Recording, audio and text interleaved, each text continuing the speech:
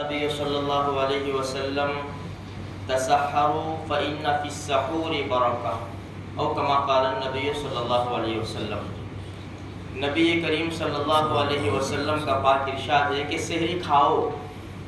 ہمارے نبی فرماتے ہیں سحری کھاؤ، اس میں برکت ہے، اللہ نے اس میں برکت رکھی ہے. ایک حدیث میں ہے کہ یہود و نصارہ اور ہمارے اندر فرق یہ ہے کہ ہم سحری کھاتے ہیں، وہ سحری نہیں کھاتے. اس لیے ہمارے اندر سے مسلمانوں کا بعض طبقہ ایسا ہے جو رات کو سوتے ہیں 12-1 بجے تو سحری کر کے سو جاتے ہیں. بھائی سحری کا جو ٹائم ہے نا وہ صبح صادق سے پہلے ہے. اس لیے سحر ہم کہتے ہیں بھائی صبح صادق سے پہلے سحری ہے. اللہ کے رسول صلی اللہ علیہ وسلم نے فرمایا اس میں برکت ہے. ایک تو ہمارے نبی کی سنت ہے، دوسرا جب انسان کھاتا ہے تو عبادت میں اس کو تقویت اور قوت حاصل ہوتی ہے، یہ دوسرا فائدہ ہے.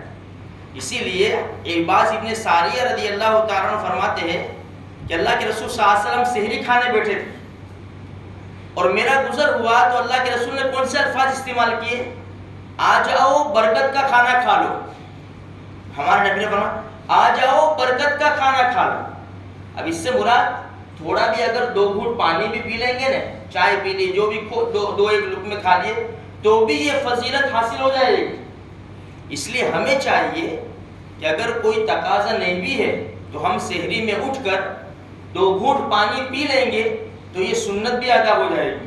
دوسرا کیا ہوگا، ہم سحری میں اٹھیں گے نا تہجد کی توفیق مل جائے گی. 5 منٹ 2 رکعت پڑھ لیں گے، ہمارا کام بن جائے گا انشاءاللہ. ہاں اچھا، دوسری بات یہ ہے کہ دیکھو سحری کھانے میں برکت رکھی ہے. اب بعض مرتبہ کچھ مسائل ہے، انسان کو کچھ مسائل پیش آ جاتے ہیں. مثال کے طور پر رات کو غسل کی حاجت ہو گئی، چاہے بیوی سے ملنے کی وجہ سے یا ایسے ہی احتلام ہو گیا. اب ایسے وقت آنکھ کھلی کہ بھائی سحری میں تقریباً 10-15 منٹ باقی ہے.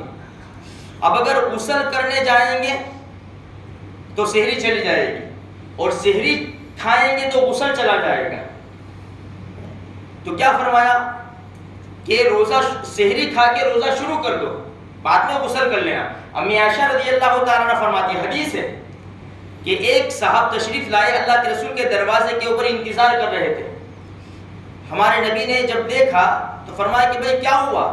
اللہ کے رسول صلی اللہ علیہ وسلم میں یعنی جنوبی ہو گیا، غسل کی حاجت میں ہو گیا میں، اور میرا روزہ رکھنے کا ارادہ ہے. ہمارے نبی نے کیا فرمایا؟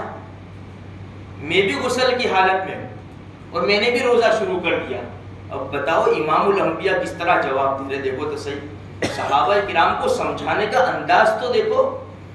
اسی لیے ہمیں کیا حکم ہے بھائی، ہمیں اپنی بیویوں کو کیا حکم ہے؟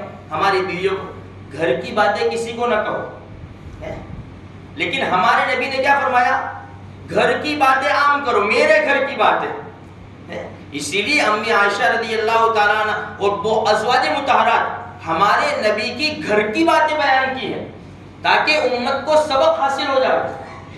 اسی لیے اللہ کے رسول صلی اللہ علیہ وسلم نے بڑا عجیب جواب دیا. اگر کسی کو ایسا مسئلہ پیش آ جائے کہ بھئی غسل کی حاجت ہو گئی اور اتنا وقت باقی ہے کہ اگر سحری کھائیں گے تو غسل چلا جائے گا، غسل کریں گے تو سحری چلی جائے گی، تو کیا فرمایا؟ سحری کھا لو. اگر روزے کا وقت شروع ہو گیا تو ہمارا روزہ شروع ہو گیا، بعد میں غسل کر لو. اسی طرح غسل کی حالت میں اگر کسی کو حاجت ہو گئی تو روزہ ٹوٹتا نہیں ہے. غسل یعنی کسی کو بھائی سویا ہوا تھا اور اس کو احتلام ہو گیا، غسل کی حاجت ہو گئی، اس سے روزہ نہیں ٹوٹتا میرے بھائیوں. تو بس کہنے کا مقصد یہ ہے کہ ہمارے نبی صلی اللہ علیہ وسلم نے جو فرمایا کہ سحری کھاؤ اس میں برکت ہے، تو اگر تقاضا نہیں بھی ہے تو ہمیں 2 گھونٹ پانی پی لینا چاہیے، 2 گھونٹ چائے، جو بھی کچھ مناسب لگے ہمیں وہ کھا لینا چاہیے تاکہ اس کی برکت میں ہم شامل ہو جائیں. اللہ مجھے آپ کو سارے مسلمانوں کو اس کی توفیق عطا فرمائے. درود شریف پڑھ.